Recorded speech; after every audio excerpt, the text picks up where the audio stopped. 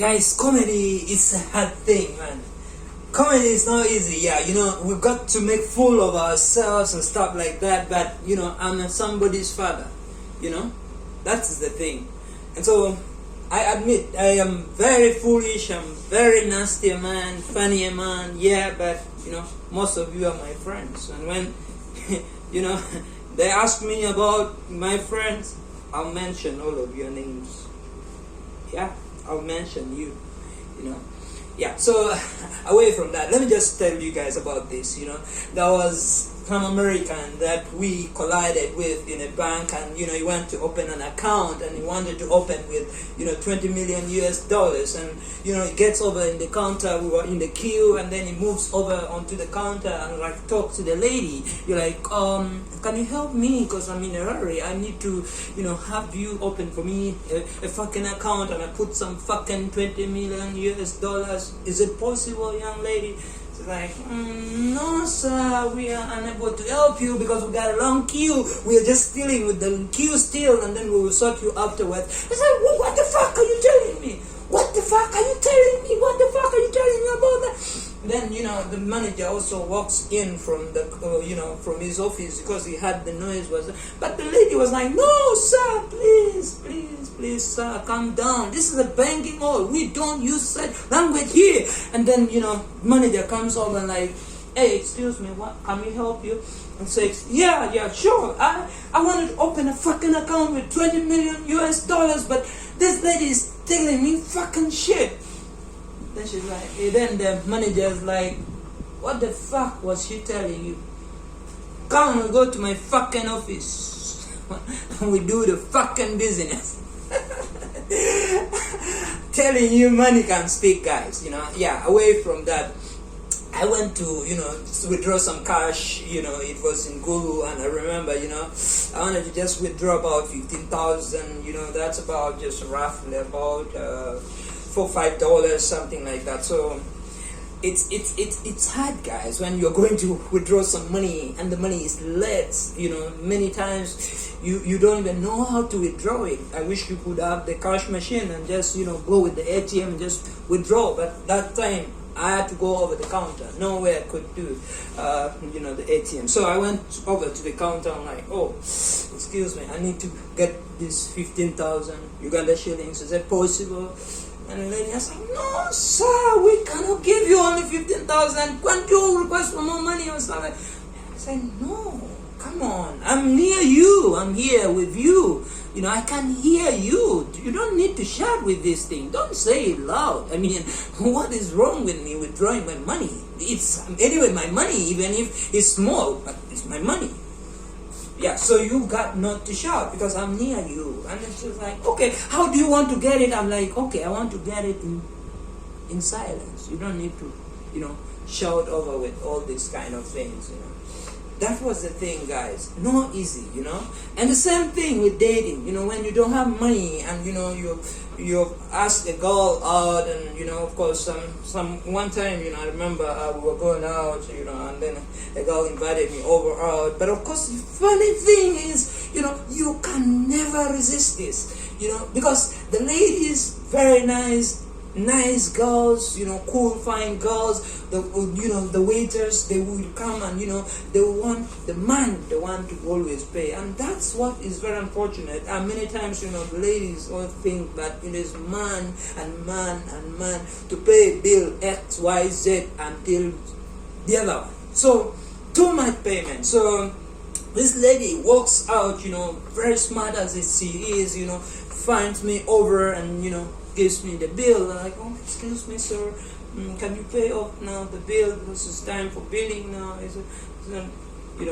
He puts me the bill on the table. Nothing to do, yeah. I could just push it the other side because she invited me. I didn't have the money, but I wanted so bad to be part of that transaction. And the only thing I could do was when they brought back the chain, I had to, remove the chain now because I wanted so bad to be part of the transaction. But when you don't have money, man, it's not easy, guys. Dating on a limited budget, not easy at all, guys. So that is the thing, guys. But you don't have to blame the NRM people. Even when we have Museveni to deal with in Uganda, don't blame the NRM people, because they are our brothers. We are the same people, guys. So don't throw any blame at them, because they have got to do whatever they have got to do, because that's where they feed on. They feed on our taxpayers' money. So don't bother about them, because they would say anything like, it sits on the discussions, tells you we are multi-man, we are this, we are that, and the other. You don't have to blame them. Let them do it, because it's their job. They have to. You just respect them. Let them do whatever they want to do, even when they are arrogant. Let them speak whatever they want to say, because that's their job. They are protecting their bread on the table. If they don't do it, they will not get the job. They will not get the food on the table. So let them do it. But that kind of person needs someone who is like Maria Matembe, who will tell him off.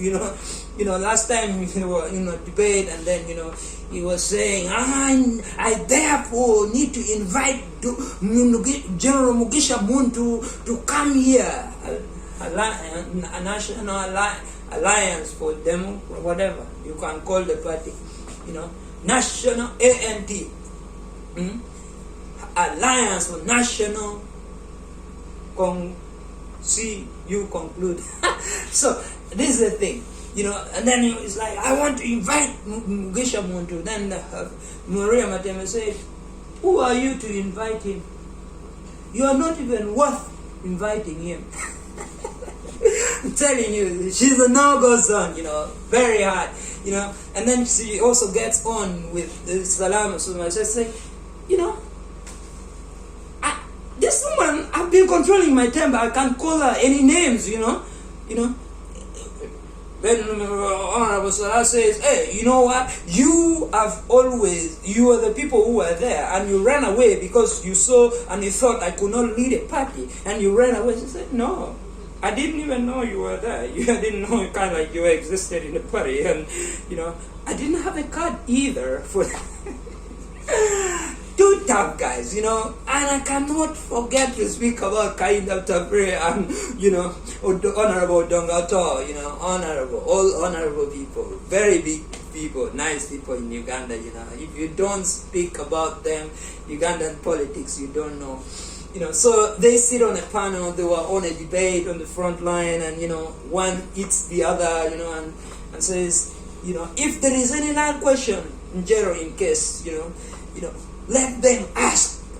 Let them ask, not anybody, but this one, Kainda Tapre, they know, they're the people who are doing all sorts of things with our lands and whatever it is. And Tapre says, no, you know what, that's why we don't want to do our businesses here within the country. Now, I sell my gold outside the country.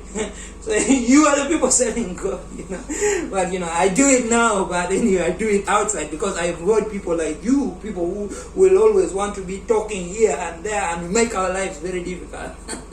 Then they ask, Dongato also critically, and then they say, why is it that every time you are moving from one party to another, now you are going to be kind of like a prostitute in political arena, because FDC, they come from DP, and what the journey is long, So, guy says, you have no business even, just being here on the TV. You also go get your form. When are you going to get to become the MP?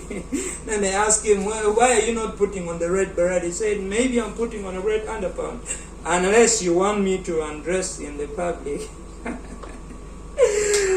No, you cannot forget about him.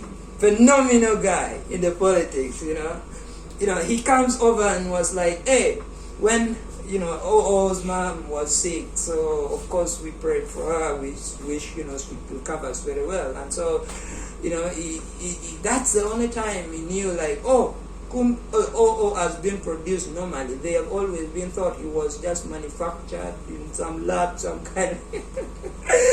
I'm telling you, when did it become okay for us, to joke about each other and laugh with each other, And you cannot forget to talk about Trump, Donald Trump and America. He's a guy, man.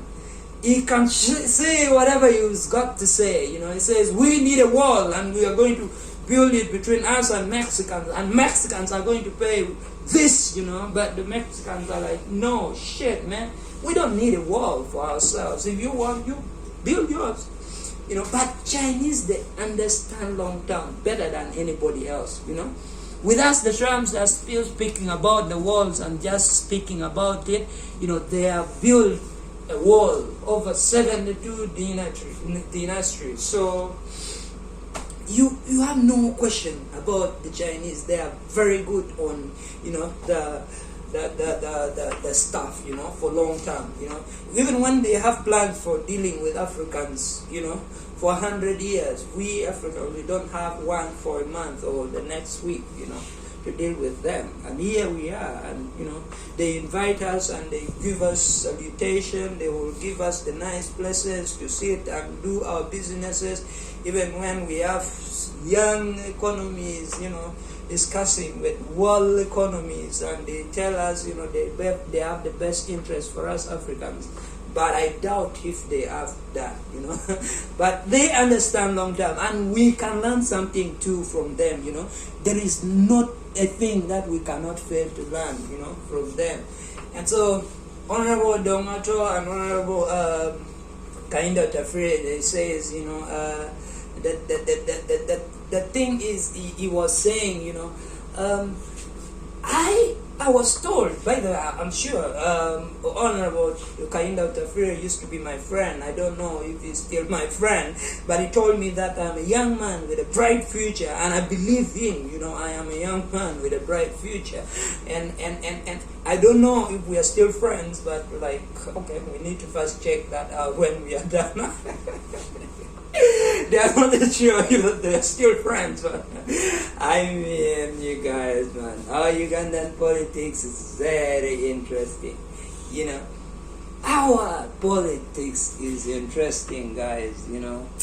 How we got to deal with, you know, whatever we got to deal in Uganda, but man, let's love one another. Let's keep it on. Love you guys, man.